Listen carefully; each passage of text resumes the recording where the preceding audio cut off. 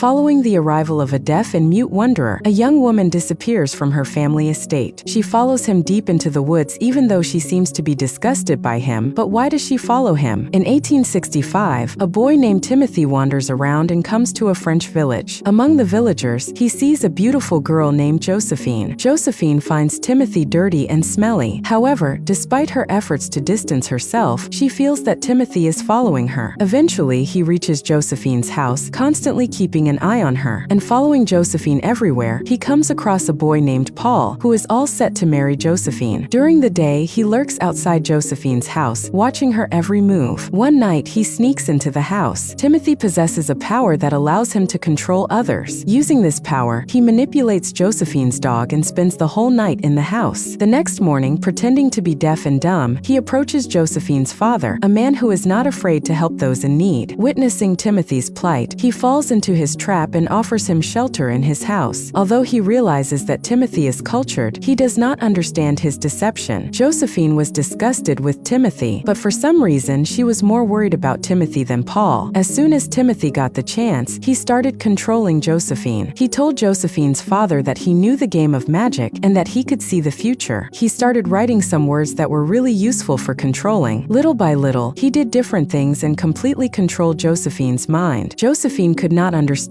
this. She left the place restless, but the trouble for her had just begun. The next morning, she started behaving strangely and her father felt that she was sick. She also refused to spend time with Paul. After a while, her eyes fell on Timothy, who was still wandering around her, out of fear. She started trying to avoid his gaze, but she couldn't do it. Timothy entered the house again. After completing his magic game, he made her cook food for him. Not only that, he also forced Josephine to lose consciousness. After that, he played the happiness game with her without hesitation. When she regained consciousness, Josephine remembered everything and started to feel disgusted and upset. But then suddenly, for some unknown reason, she turned towards Timothy. Despite having fear and hatred in her mind, she followed Timothy and came to an unknown house with him, where Timothy told the people that he and Josephine were married. Seeing Josephine, the family became scared for a while, but Timothy said that he was mentally weak like her. For a while, Josephine tried to call for help, but Timothy again took control of her, using his power like a puppet. Timothy started to scare the family, and out of fear, no one could help Josephine. He kept torturing Josephine day and night. Without thinking about anything else, he played the game that gave him happiness. But this time, the family kicked him out of the house. After getting rid of Timothy, they tried to cure Josephine, but her condition started to get worse, and they understood that only Timothy could break this spell. After accepting defeat, they called him back to the house. After calming Josephine down, he took her out of the house and continued to wander around the mountains with her. Josephine started listening to him, and he played with her day and night. And even though she wanted to, Josephine could not save herself. She started to lose herself completely and became part of a life where she got nothing but filth and torment. Josephine was tired of walking for many days, but Timothy did not even listen to her and kept playing with her. Somehow, Josephine approached a man for help, but that man himself had lost his mental balance, so Josephine had to go back to Timothy. One day, some strangers attacked Timothy, but apart from hurting him, they could not do anything. That day, Josephine discovered that Timothy often gets hurt and has also killed a man. After wandering for many weeks, both of them came to a place where they could become part of a marriage and get good food to eat. The man whom Josephine hated, she now began to love, and Timothy was shocked to know this. As a sign, she asked Timothy to hurt his shoulder. But all this was just a drama for Josephine. As soon as she felt that she had gained Timothy's trust, she tried to run away from him as soon as she had the chance. This time, she didn't stop. Josephine began to tell them everything. She fainted and stayed in the same house. But late at night, Timothy again casted his spell and made her fall for him, and Josephine turned into a puppet again. The situation got so bad that Josefina really started to love Timothy, and she started trying to know what Timothy saw in Josephine's eyes and thoughts while he was playing with her. Timothy told her that he couldn't see anything, and then Josephine told him that she wasn't even afraid of death. With this joke of Josephine, Timothy understood that Josephine's mental condition was not good, and out of fear he saved Josephine from dying. Just like Timothy, Josephine also started stealing from houses and living a life she didn't want to live. Timothy started to regret his actions and took her to the man who had taught him how to do witchcraft. Timothy told the man that he wanted to spend his whole life with Josephine, and now Josefina herself was ready for that. Trying to cure Timothy, she started taking care of him every day, and now, even though she was not a puppet, she did not leave him. She took a doctor from from a nearby town and went back to him again. And the doctor said that it was important for Timothy to go to the hospital. Suddenly, that night, some policemen came there because of the doctor and arrested Timothy. Josephine came to her father after months, and he was relieved to see her. They saved his daughter and took her home, and Timothy was jailed, and because of the injury he had suffered, it cost him his hand. On the other hand, Josephine was completely cured. One day, the jailer called Timothy and started asking him questions about Josephine. He could not understand how Timothy had forced Josephine to go with him, because neither Timothy looked good nor would anyone want to go near him. He assumed that Timothy had forced her to go with him, but Timothy said that Josephine herself wanted to leave home with him. He really hypnotized her, but Josephine followed him willingly. Some witness statements proved that Timothy had kept Josephine in custody and that she lived in fear of Timothy all the time. Despite the fear, she behaved like a puppet. In response to this statement, Timothy admitted that he can do black magic even if it is illegal. He said that he had done it forcibly for the first time, but after that, Josephine herself started getting closer to him and she liked all that. When questioning Josephine about this, the police found out that Josephine heard Timothy's voice and started following him, and she was not in her right mind at all. The jailer began to see flaws in her statement, because it was not possible that Josephine had been under Timothy's spell for 24 hours for so many months. The truth was that Josephine was not as pure as she claimed to be. She had some desires that she wanted to fulfill. That's why she started following Timothy at will, and over time she started to enjoy the game. She did not want to believe this truth herself, because she did not want to feel ashamed. That's why, as proof of her statement, she showed the mark of the wound that she herself had asked Timothy to apply to her. The jailer did not fully trust her words, so he called a hypnotist to examine whether Josephine could really be hypnotized or not. The hypnotist's test proved that Josefina could not be hypnotized by anyone. Time passed, but Josephine's father lived in regret, worried about the fact that Josephine did not run away from Timothy when she had the chance. Josephine did not answer this question. During the court hearing, Josephine said that everything that had happened to her had been against her will, although the truth was otherwise. In the end, Timothy accepted that Josephine's testimony was completely true because of his love for her. Thus, he saved Josephine from being shamed in front of the whole world. Josephine lived her future life comfortably, but her father began to live in fear all the time. Then one day, Josephine learned that she was going to be a mother. Before his death, Josephine's father married her to Paul. With Paul and their son Josefina began to prepare to go to Paris. Before leaving, she told the jailer that she wanted to meet Timothy once. She was sent to Timothy. Timothy was very happy to see his son, whom they named Timothy. Before leaving, Josephine wore the ring that Timothy had given her, showing that she would always love him. With Paul, she went to Paris and the movie ends here. I hope you enjoyed the story. Please like and take care until next time.